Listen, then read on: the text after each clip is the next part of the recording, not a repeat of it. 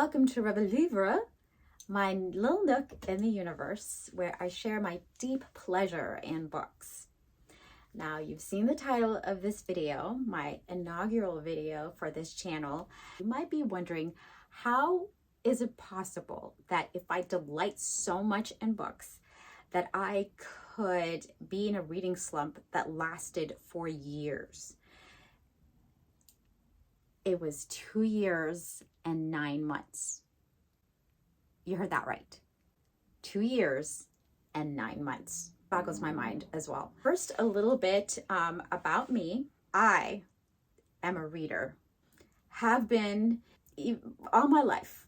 Even before I knew how to read, I would look through books and try to decipher what the black characters meant on the white page. And when I did learn how to read, I would often get in trouble because my mom would be waiting for me after school. I was supposed to be outside waiting for her, but I'd be upstairs in the library, lost in some story or other, trying to just get one last story in before having to go home and forgetting what time it was. The kind of kid that had the flashlight underneath the covers. I was supposed to be asleep and the lights were out. I would inhale books. I worked in the library when I was in high school. I worked in 2 bookshops. At my brother's wedding, my newly minted sister-in-law eyed me suspiciously and asked, kind of half jokingly, but not really, did you bring a book? At the reception. And I was gonna lie, because some manners. I was gonna lie, but who was I kidding? And I kind of had to admit a little bit defensively, I left it in the car, at least. So by the way, don't ever ask me if I brought a book. The answer is always gonna be yes. Duh. Yes, of course I brought a book. Don't you know me? I brought a book. It's in my purse, stash, it's in my car, or just not just one, not 2, because usually I'd bring a book to the if I'm going to the library, to browse. I bring a book to the bookstore to browse. I just have a book or 2 or 3 or 4. I can more easily rattle off my 14-digit library account number than I can my own phone number.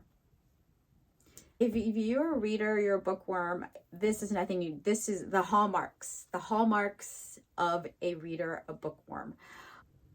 I can actually pinpoint that time when my reading slump started. It was around June, July, August of 2019.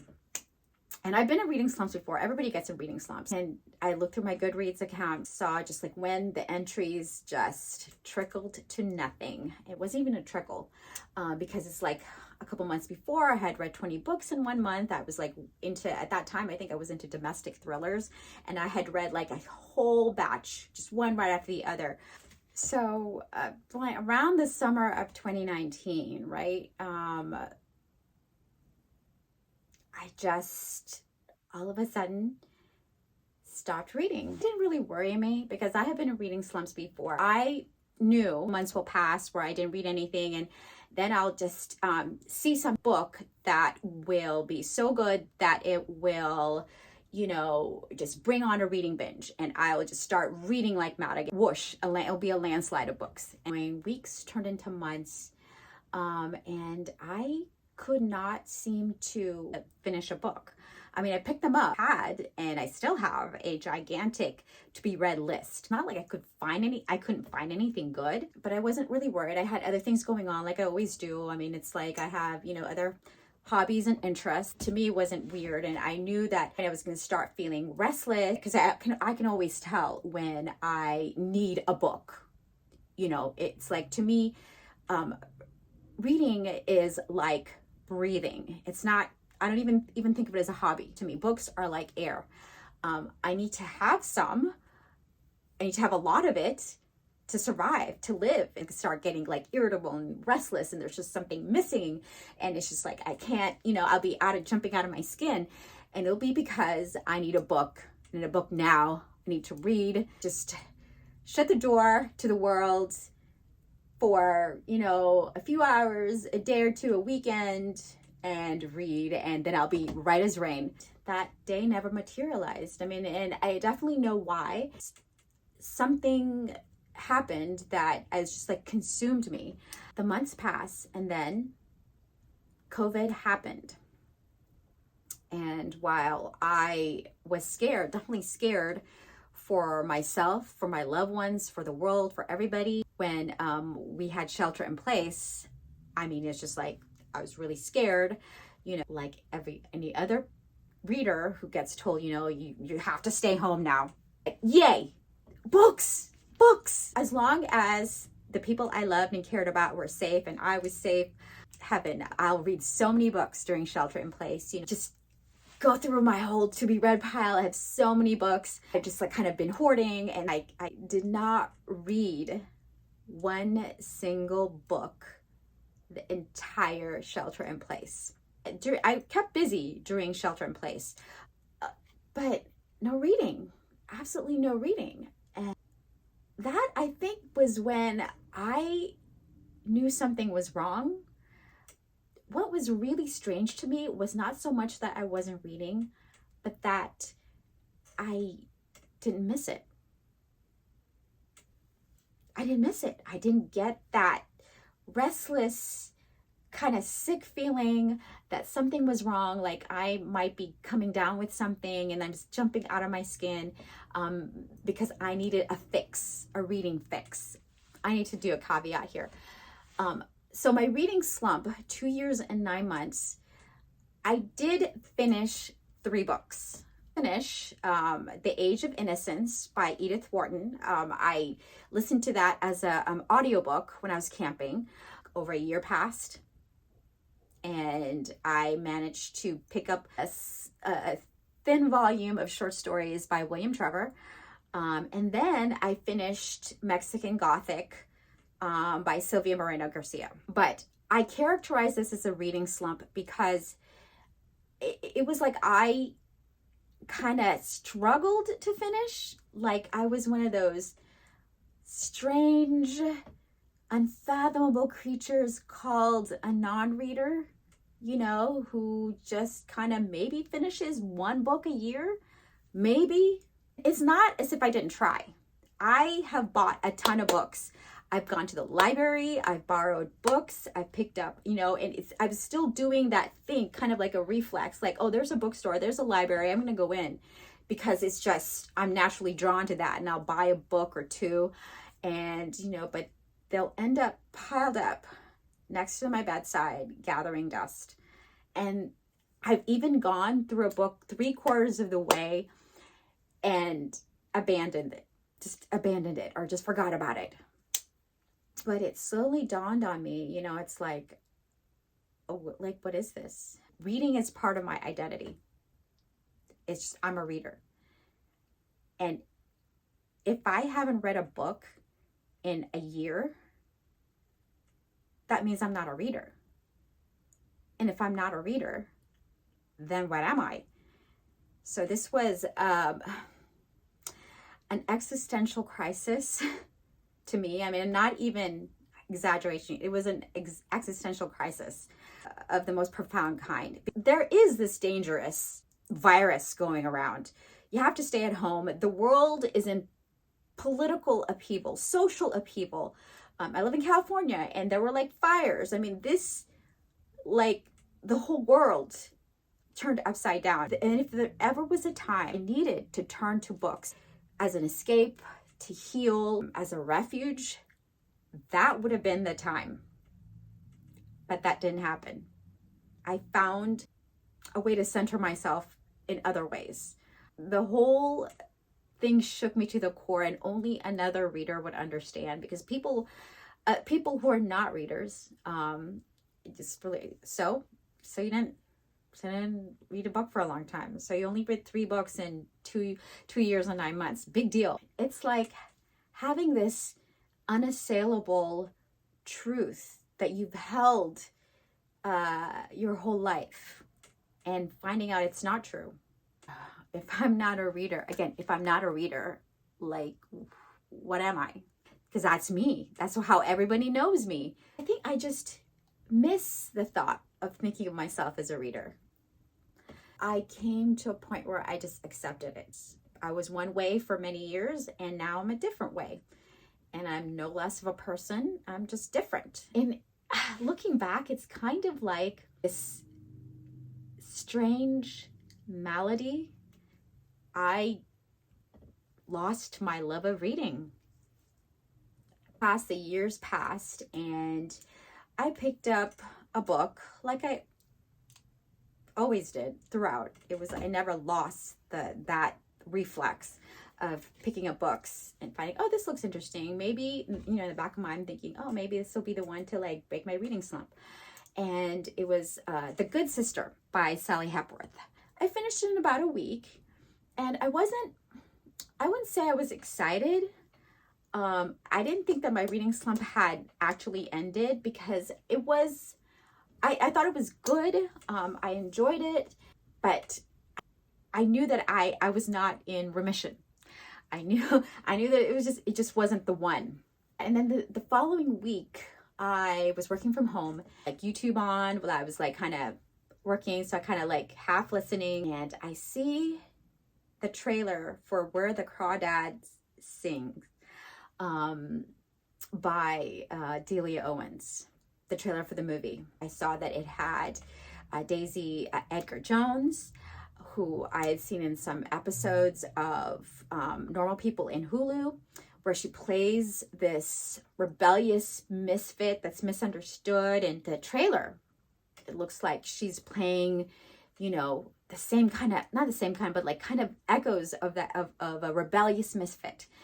She's a marsh girl, and there's like somebody dies, and she's in the marsh, and it's like something about it like just sparked me. Rebellious misfit stories reel me in, and I got that feeling, and this is when I got excited. This feeling. If you're a reader, you know this feeling. It's like, I have to find out what happens next. I have to read this story. So I went on my phone and, plugged in my 14-digit library account, and saw that there was a downloadable audio book available, Where the Crawdads Sing. And, because like I still had to work for the rest of the day, I couldn't just like stop and like read a book on my phone or run to the library and grab it. I'm all, okay, I'm just gonna try out this book. It looks really interesting. I'll just listen to it while I'm working. And if I don't like it, which I probably won't like it, it's probably not, whatever. Of course, I'd heard of Where the Crawdads Sing. I had seen it around like so many times, but I can be a little bit truculent when I see something that popular and it becomes ubiquitous. Well, I'm not a follower. I'm not going to follow. Everybody else likes it, and I'm just so different and unique. I'm not going to even try. I didn't even like look to see like what it was about. And of course I had made a mistake. Oh, this misfit, this loner, out in the woods, in the sticks, raised kind of all feral.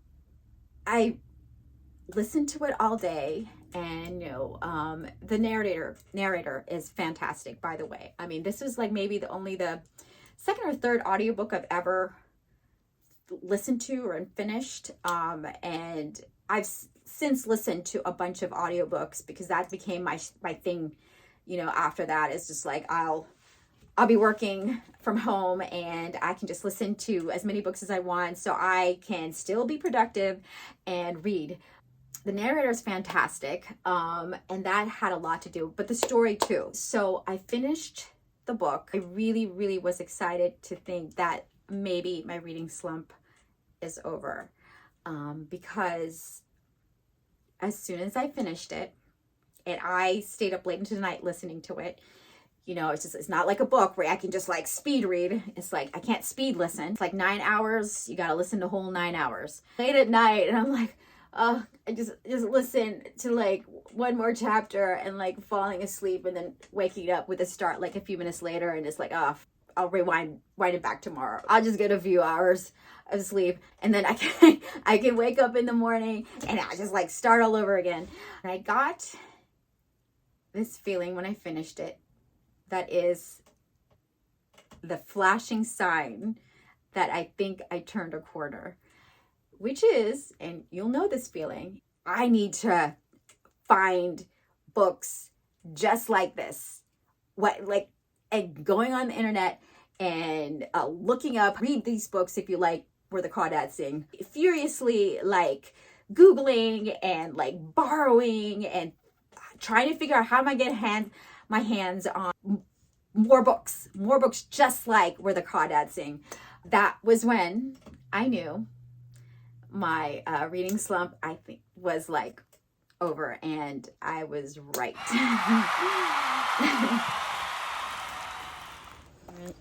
So I thought a change of scenery would do better for this part. What was it about Where the Crawdads Sing that touched me so much? It's a combination of things. It's the story, the writing, the characters. When Kaya's story starts out, she is from a very impoverished family. She's uneducated in rural North Carolina. The home life is horrible. She's basically grows up without a mother, and one by one her siblings leave, and she's left with this father who is rather abusive, basically had to raise herself. Pretty soon she's by herself at a very, very young age, and she has to learn to survive in this cabin with no electricity, no running water. It's very, very basic, and she does. So she lives in this cabin, she raises herself, and she's basically bullied and reviled by people in town because she's this hick. She doesn't have much, and that's really a lot of what drew me to Where the Crawdads Sing. It felt so relatable to me. The character of Kaya, who just wants to be left alone. She's a loner. She's content being in the marsh, which sounds like actually kind of a beautiful place, a peaceful place.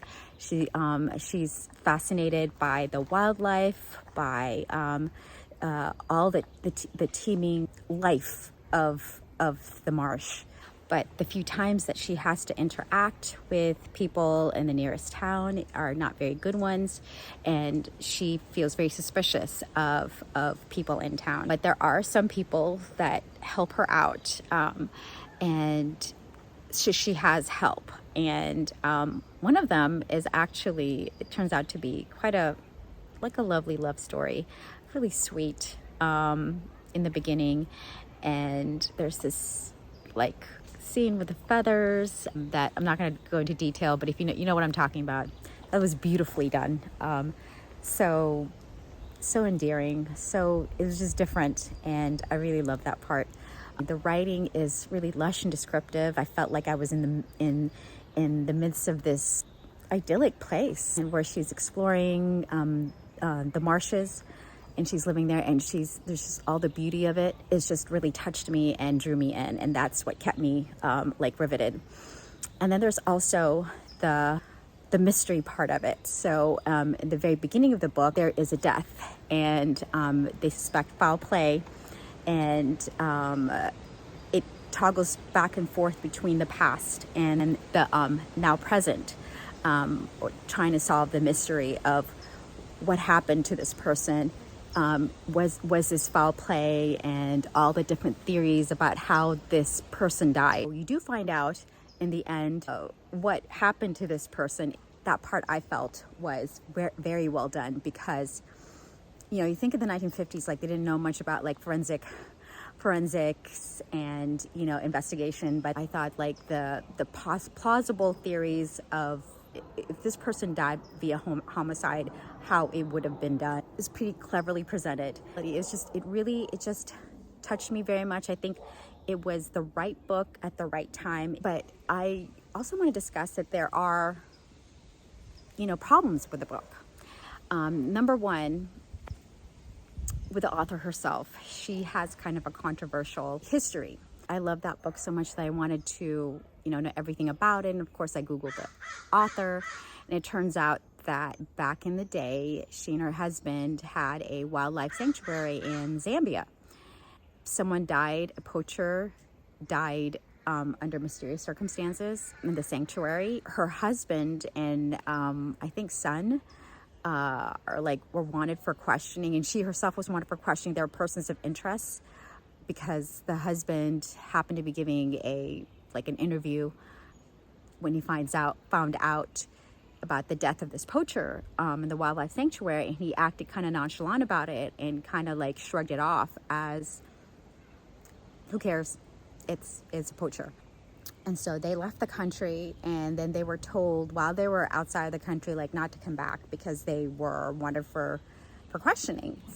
Delia Owens is like embroiled in this mysterious death on their wildlife sanctuary, with the implication being that she might have had something to do with it, her husband might have had something to do with it. And then she writes this book about this girl who may or may not have killed a character in the book. And this could be a correlation between her, like, is this book kind of her saying implicit way that, oh, she did do it, she had something to do with that murder, and she got away with it, basically.